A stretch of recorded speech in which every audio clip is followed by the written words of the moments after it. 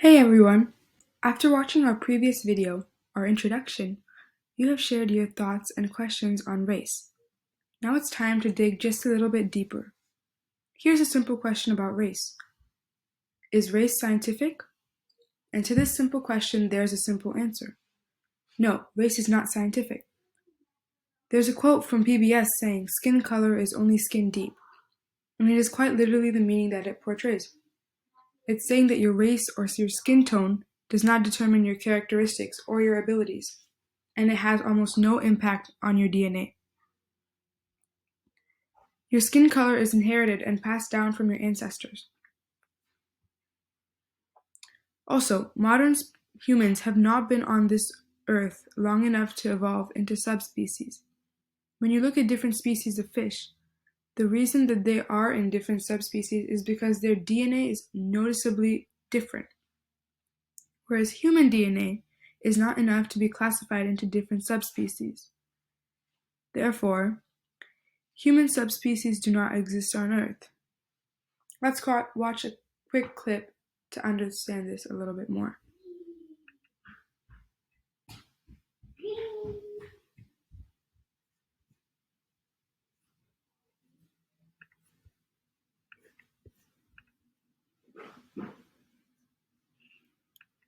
I think we have a lot of preconceptions about what race really is.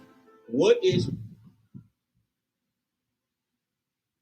If I were to go out onto the street today and find someone of Indian heritage like myself and randomly then pick someone who is not of Indian heritage, it is perfectly statistically possible for my genome to have more in common with that person who isn't of Indian heritage than that person who is.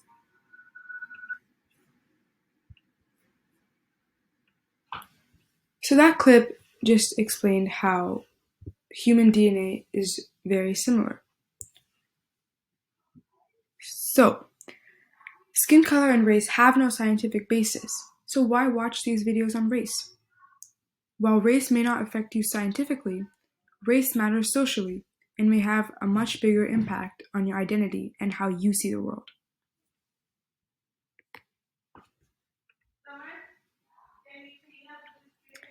Some things can be considered different things in different places. For example, in some places, avocados are considered a vegetable, and in other places, they're considered a fruit. It can be a worldwide debate. Let's start with sharing with your group if you think an avocado is a fruit or vegetable. You guys might have a variety of answers. Now, race is like that.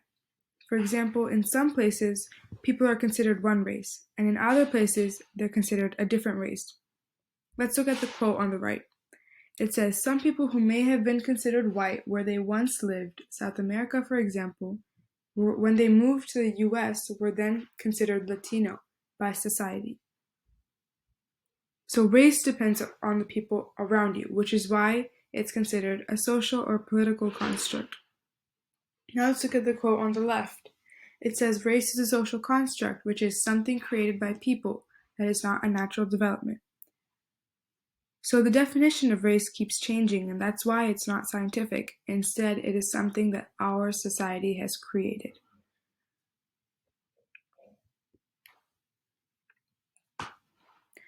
Now, why does our skin color look the way that it does?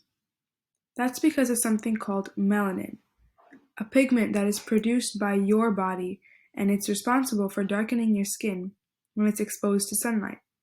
We know that places closer to the equator receive direct UV waves, and DNA produces melanin, and melanin blocks these UV waves.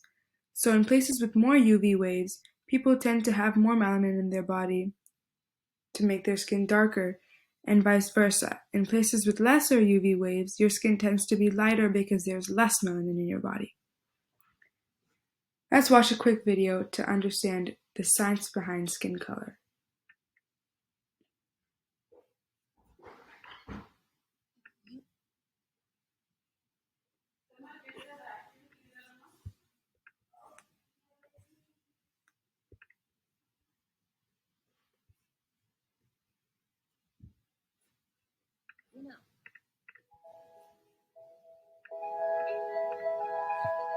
This is a map of the continents of the Earth showing how much ultraviolet light lands in each latitude. It turns out the closer you are to the equator, the more intense the ultraviolet.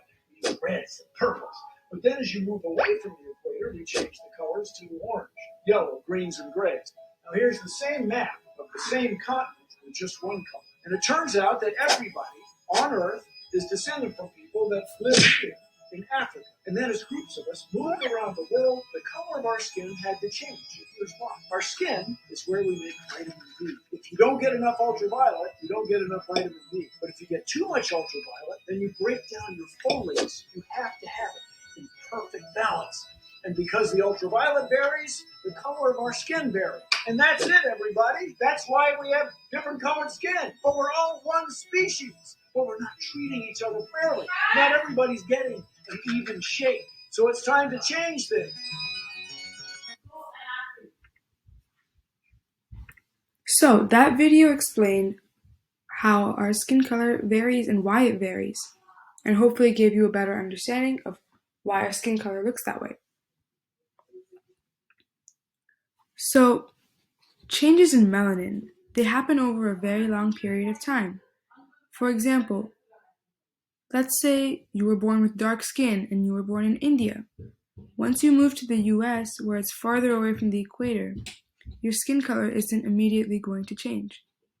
Even your children's skin isn't going to change.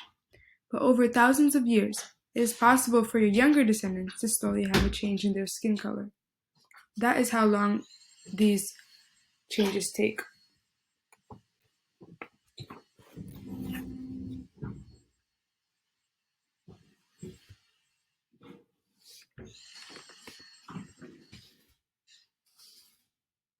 So after learning about our skin colors, it would be a good idea for you guys to do a small activity.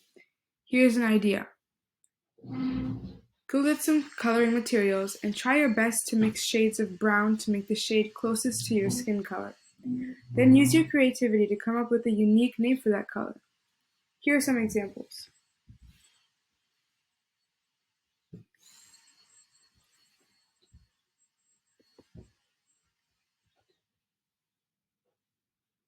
Have fun with your activity, and don't forget to watch our next video.